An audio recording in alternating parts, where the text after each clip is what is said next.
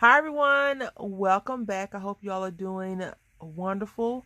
I hope your day is great, and if it's not, I hope that something can be done to resolve this issue. My day is okay. I can't complain today. We're going to be using this pink ink design stamp. It's the seahorse. I've already stamped it out because I started working on a video multiple times. And you know, sometimes you get hung up on your words or your thoughts, and you may say something that you may not feel like saying, and I didn't feel like editing it. So I stamped the image out a few times using a Tim Holtz platform.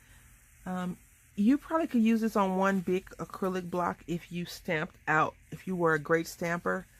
I'm not the greatest at being able to stamp a complete image out because I'm like putting it down and then I pull it up too fast. But anyway, I got this image 4 times, pretty decent. I used the Mermaid Lagoon archival distress color ink, and that's the color that you see. And then I went around with this evergreen bow, and I kind of did the edges a little bit.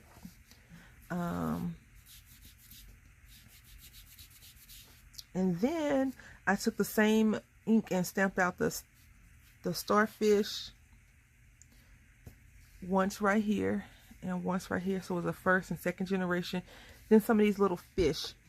And then she got fancy.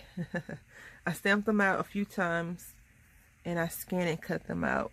Now I'll tell you, make sure you use a solid color ink when you do that, because I had stamped it out on here and you see these two got lost by the wayside, and that's my own fault. I didn't feel like fooling around with the scan and cut to make it see it and cut it out as good as it could have. So I'll do that on the next round. What I'll do on the next round is I'll stamp these out in various colors, you know, not all black, and cut it out because I think it'll be cool to do that. So I am kind of using this as a what is that? A go by or a template, and you can see it's kind of the same, but I made this little star seahorse pink. So now what I'm going to do, I'm going to use some David Terra. I've been using the heck out of this because I have it and I need to use it, right? I purchased this a while back. I didn't know what I was going to do with it, and here we are using it on these types of cards. So now what I'm going to do, I think I may want to do some craziness in the background with the background. See, this would have been cool if I had known I was going to do this. I could have stamped it out across this, but I wasn't really sure what I was going to do. But now what I'm going to do, I've never done this to this extent before. I am going to do that. So what I'm going to do first is I'm going to take the evergreen bow. I don't know how to pronounce the word, obviously. Somebody tell me in the comments. Well, I'll just look it up. It looks like bow. Evergreen bow. I need to find out what that really means then, huh? And then I'm gonna go around this. Now I will tell you that I am not the best at blending, so if you are better at blending, this will come out a lot better for you. I'm not too concerned about the circles. I know that there is glass mats. I actually purchased one, and I haven't gotten around to actually using the glass mat because I feel like it's gonna sound crazy. When I use the glass mat, after I use it, I probably want to take it off the desk and have just a flat surface, when the glass mat is actually meant to be used as a regular mat, right? Not just a glass mat for one-time use, like in my head I would be trying to do it. But I don't know. So now I'm just going to attempt to blend this in some, and I'll be back. Alright, so this is how it's looking so far, and I'm slightly nervous because I feel like I'm going to mess something up, but we're still going to go for it. We're still going to go for it. Alright, so we did our first one, and it doesn't look too bad, okay? It's right there. So now what I am going to do to add even more depth and dimension and height and all that fun stuff that we like to achieve, I am going to pop this up. Now normally I've done this before, I think maybe twice, and you notice the funny thing is I never, once I do a project besides the easel card, I never really go back and revisit it. I'm just kind of like, yeah, I did it, okay, now what? I really think I need to start making more of the same thing that I've done, so I actually can say, okay, I did it, I know how to do it, and I'm not afraid to do it. Another good stamp.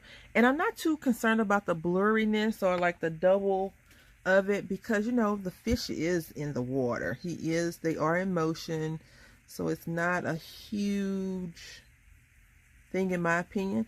The one thing I just need to make sure is that it stays lined up, because I will be, you know, popping this up, and this will probably be the only one that I do like this this time around, because we're only gonna make one card.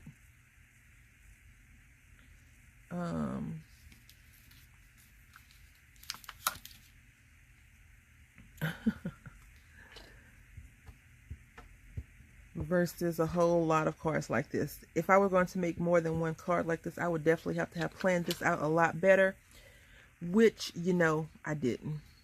You probably can tell that.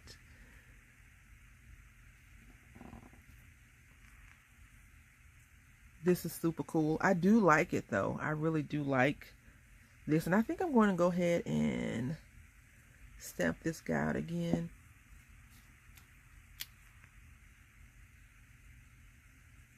It's so funny that it's more in motion here than right there, because you know that's where I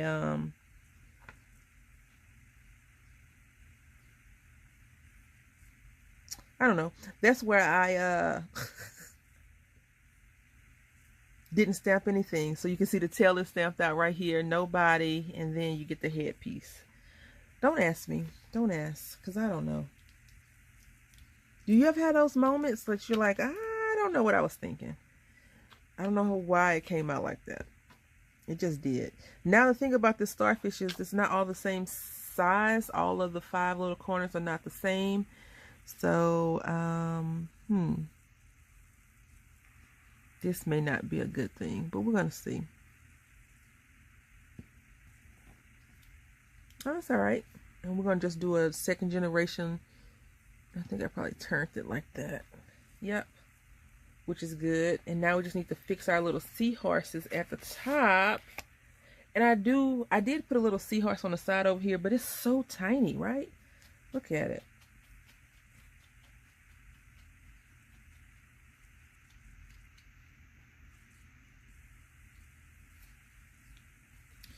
I hope you are enjoying the birds singing to us. They are so, you know, such a sweet sounding, and then it kind of gets annoying. You can't even tell if this is a seahorse. It looks like I dropped water on it, but it's actually a seahorse. Oh, crud. Now that's the one thing you have to be careful about. That's why if you do this, you probably should do a 2-layer piece versus a 1-layer piece like I have decided to do. But I just want to incorporate this card since it was all going to be white. I did not want it to be like all white, so I screwed the top part up, but we're gonna fix that. We're gonna make it work. Don't worry about it. Okay. And then we have one more piece, one more little thing to fix. And the good thing about the seahorses that I chose to use, the smaller ones, is that they are very small, so it's not a huge issue. Now what I did do is as you already saw, I stamped out and cut out some of the images. And so now what I'm going to do is I'm going to tape this down first, because it's driving me crazy not being able to tape it down. Alright, so with this one I am going to try, look at that. Very cool, right? It looks like, what happened? What I am going to try my best to do is line these things up. And I did not put a full back of adhesive on here. I only have these 5 or 6. I've already used another spool of tape. I don't know what's going on with me and this foam stuff. I guess I like it too much. But I may have to clean out the Dollar Tree. That is something that I may have to consider doing. Now with the foam tape, it's a lot more forgiving, in my opinion, than the... It's crooked. It's a lot more forgiving than the regular adhesive tape, because you see how I just put that down. I need to pick... I can't pick a certain thing because it's wonky, a little bit on here crooked. This is for the Big Roommate. It's a Just Because card. What did I do? I didn't run all of them through. I am going to glue some of them down. So what I normally do when I have a sticker, I just take my bone tool, and it says to rub it down, so that's what I do. I just rub it like that, because it seems kind of flimsy at first when you first run it through. But see, it says rub. It tells you what to do. Rub and peel. All right, so now we got that, and now we're going to peel this off, and we're going to put our little sea grass, sea foam, sea whatever this is down first. I try not to waste a lot of it, because you see it's all that's wasted, and this little piece right here is from the piece that you pulled down. And so I know that sounds kind of cheapskate, but hey, I am what I am, right? And then I put this right here. Now the reason why I'm putting it right here is because we've already started this trend of stamping off the thing. And you see how you have some of that glue right here? What you can do is erase it off with an eraser, which will work fine. But this time I'm just going to rub it off with this and kind of color up this little spot where the Scan and Cut did not cut that piece. And then we're going to do another one. These will be easy to cut on your Scan and Cut if you have one. They probably, you know, I'm quite sure they have some kind of seaweed or kelp or whatever this is in all of the cutting machines, files or whatever, if you're interested in doing that as well. And see, now it has a little bit of dimension. I really wish I had some more foam tape at hand, but I don't know what I did with it. So besides the ones that I have laying on the desk, I usually have a strip of tape right along the front of my desk, because it's convenient when I've pulled off a too big a piece that I can just put this on here. And even though I have these as stickers, I'm going to take the other piece that's not a sticker, and I'm going to